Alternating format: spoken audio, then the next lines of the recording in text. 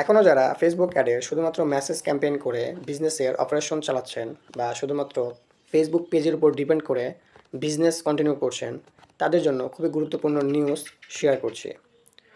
আমার স্ক্রিনে দেখতে পাচ্ছেন আমি এখন আছি পিকজেলের যে ইভেন্ট ম্যানেজার সেখানে।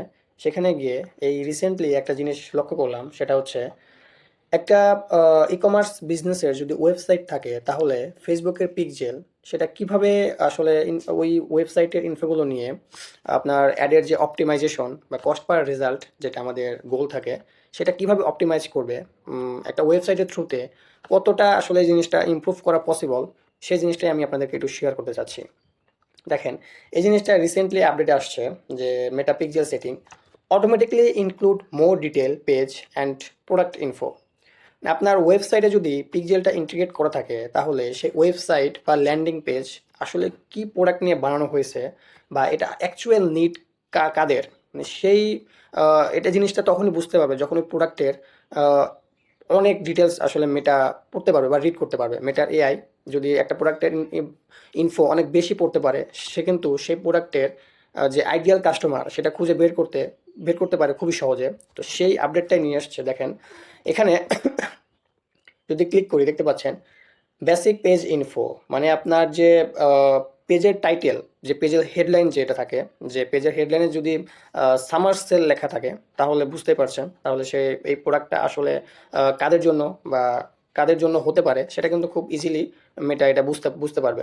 তো এই রিলেটেড অনেক ধরনের ইনফো এখন মেটা, যেটা আগে ক্রিয়েটিভ অ্যানালাইসিস করে বা কন্টেন্টটা দেখে একজন ইউজারের যে বিহেভিয়র সেটা দেখে কিন্তু মেটা এটা আগে ডিসাইড করতো, বাট সেটার 50 থেকে ধরেন 30 থেকে 50% মেটা কিন্তু এই ওয়েবসাইটের থ্রুতে বুঝে যাবে।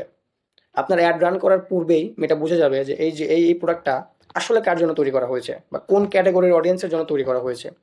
এই জিনিসটা বুঝতে পারবে আপনার অ্যাড রান করার আগেই। দ্যাট মিন্স আপনার বাজেট ওয়েস্ট হওয়ার কোনো চান্স নেই এখন। সো আপনার এখনই উচিত একটা ওয়েবসাইট বা মিনিমাল মিনিমাম একটা ল্যান্ডিং পেজ এখনই আপনার একটা রাখা উচিত, এবং এই ল্যান্ডিং পেজের থ্রুতে প্রপার, নট শুধুমাত্র পিক্সেল, প্রপার পিক্সেল এবং সার্ভার সাইড ট্র্যাকিং করে আপনার এই বিজনেসটা অপারেশন করা জরুরি।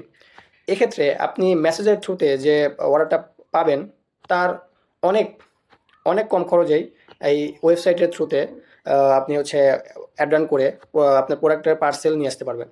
এর তো গেল শুধুমাত্র পিক্সেলের কথা, আরও অনেক অ্যাডভান্টেজ আছে যেটা আপনি ল্যান্ডিং পেজের থ্রুতে যদি অ্যাড রান করেন সেক্ষেত্রে আপনি পাবেন।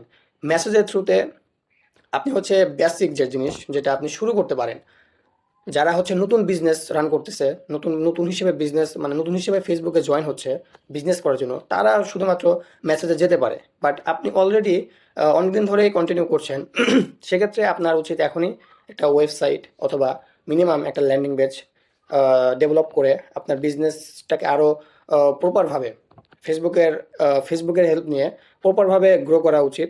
আপনি খুব তাড়াতাড়ি ল্যান্ডিং পেজটা নিয়ে কাজ শুরু করুন।